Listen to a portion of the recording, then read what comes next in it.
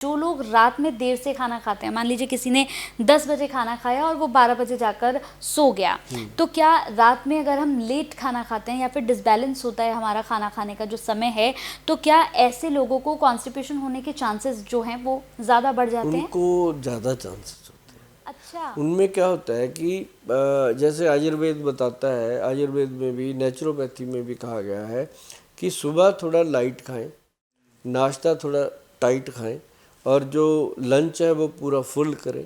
Lunch करने के बाद 1 घंटा आधा घंटा लेटें या सो जाएं और उसके बाद आप जो डिनर है वो बहुत हल्का करें।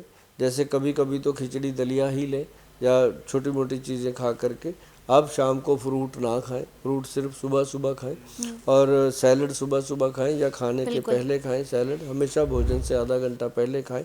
इस तरह खाने का प्रावधान है और ऐसे लोग अगर करते हैं उनको कभी भी पेट खराब ही नहीं होता क्योंकि फाइबर भरपूर मात्रा में मिल जाता है।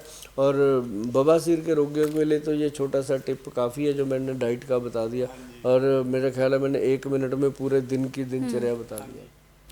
अब सर मैं आपसे 3 नुस्खे पूछूंगी। पहले तो आप ये बताइए कि जिन्हें बवासीर हो जाता है वो कौन सी चीज़ें खाएं कि वो ठीक रहें और कौन सी चीज़ें उन्हें अवॉइड करनी चाहिए, नहीं खानी चाहिए, उसके बारे में थोड़ा सा बताइए। अगर बवासीर है तो इसके अंदर शराब का, मांस का और सफ़ेद नमक का पक्का परहेज नहीं होता है, ठीक है। करना चाहिए। और रही बात जो शराब या मांस नहीं खाते, जो शाकाहारी लोग हैं जो कहते हैं हम तो कुछ भी नहीं करते ऐसा, उनके लिए भी है। वो क्या है कि ज़्यादा तली हुई मिर्च मसाले वाली चीज़ें नहीं लेनी और एक जैसे ना स्टार्च वाली चीज़ें होती हैं जैसे जिमीकंद है, कटहल है, अरबी है, भिंडी है, जैसे जिसमें चिकनाहट है, अच्छा, मतलब जिस सब्जी में चिपचिपापन रहता है वो सब्जी नहीं खानी चाहिए। वो वाली सब्जियां नहीं लेनी। अच्छा सर, जैसे आपने बताया था कि कुछ ऐसी होती हैं जैसे राजमा की अगर मैं बात कर लूँ, उड़द या इस हाँ, टाइप ये की नहीं दालें लेनी हैं। और ये 2 दालें तो बिल्कुल नहीं अच्छा। लेनी। और अगर बाकी कोई भी दाल लेनी है वो बिना छिलके की जी। 2 फाड़ की हुई दाल जो है वो लेनी चाहिए, धुली हुई दाल। बिना छिलके की धुली हुई दाल।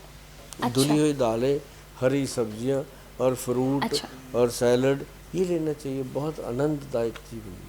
अच्छा सर, इसमें जो फल आपने कहे हैं, जैसा अगर मैं बताऊं कि मेरे को कुछ नॉलेज है, जैसा आपने फल बताए, तो मैंने पढ़ा है, मैंने सुना है कि जिनको कॉन्स्टिपेशन की प्रॉब्लम होती है उनको केला नहीं खाना चाहिए, केला उनको अवॉइड करना चाहिए, अनार उनको ज़्यादा खाना अनार ज़्यादा चाहिए। लेकिन कई लोग कहते हैं कि अनार के जो बीज होते हैं उनको ज़्यादा खाने से कॉन्स्टिपेशन होती है, कॉन्स्टिपेशन करते हैं वो। बीज नहीं खाने चाहिए, उसका सिर्फ रस लेना चाहिए। अच्छा।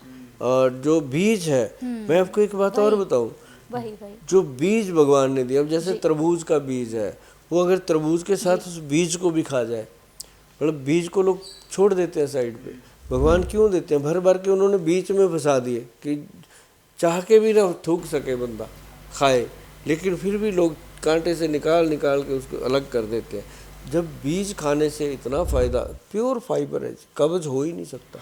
और सबसे ज्यादा न्यूट्रिशन तो बीजों में आप ही होता देखो है ना कितने सर, बड़े सबसे बड़े ज्यादा तो उन्हीं में हॉस्पिटल, होता है सॉरी, बीजों में। 5 स्टार होटल्स है, आप जाते हो, स्टे करते हो, सुबह जब आप नाश्ते पे जाते हो तो सबसे आगे तरबूज पड़ा होता है, उसके बाद पपीता होता है, उसके बाद बाकी चीज़ें होती हैं। क्यों होता है ये आगे?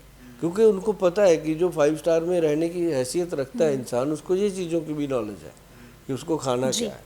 तो इसी तरह मैं कहता हूँ कि आप जैसा भी आपका घर है, जैसा भी आपका रहन सहन है, जैसी भी आपकी हैसियत है, आप ये समझो कि आपका घर जो है वो आपके लिए ताजमहल होटल है। हमारे पंजाब में कहते हैं कुल्ली यार दी स्वर्ग दा झूठा अग लगे महलां नूं। इसका मतलब है कि जो अपना घर है वो चाहे झुग्गी ही क्यों ना हो, कुल्ली ही क्यों ना हो, वो स्वर्ग है। जो महल है हमने उससे क्या लेना? वो ये बात पंजाबी में बोली कि महल से हमने क्या लेना, हम झुग्गी में रहते हैं, हमारा वही ताजमहल है। और उसकी रसोई का जो एरिया है वो कितना है, आपने उसी को स्वच्छ बनाना है। घर में रसोई, शरीर में पेट, एक ही चीज़। आप इसको साफ रखो और उसको साफ रखो, ज़िंदगी बहुत मस्त निकलेगी।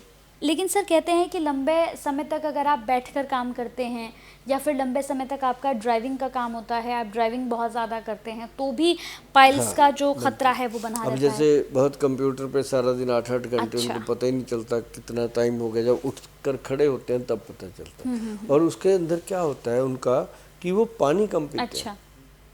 उनको पता ही नहीं लगता। जी जी। और मैं कहता हूँ कि हमेशा पानी का गिलास पास रखो, जब समय मिले 2 सिप पानी पियो। पानी भी सिप कर करके पीना चाहिए ताकि सलाइवा जो है मुंह का वो पेट में जाए। और यही एक मुख्य, और जो ज़्यादा बैठकर सिटिंग है जिनकी, उनके लिए तो त्रिफला बहुत ही गुड है, उनको लेते रहना चाहिए। और उससे, क्योंकि सारा दिन जो सिटिंग जॉब है उसमें वेट भी बढ़ेगा, नेचुरली है। और त्रिफला जो है वो वेट को मैनेज करता है। और ये अगर आपने सुना होगा पूरे एपिसोड में मेरे मुंह से बार बार त्रिफला सुना है, त्रिफला सुना है, त्रिफला सुना है, तो त्रिफला ही इसका असली ट्रीटमेंट है। तो त्रिफला ही पेट को साफ करता है, मेन ये है। हाँ, और वो भी 1, 2 और 4 की। ठीक है।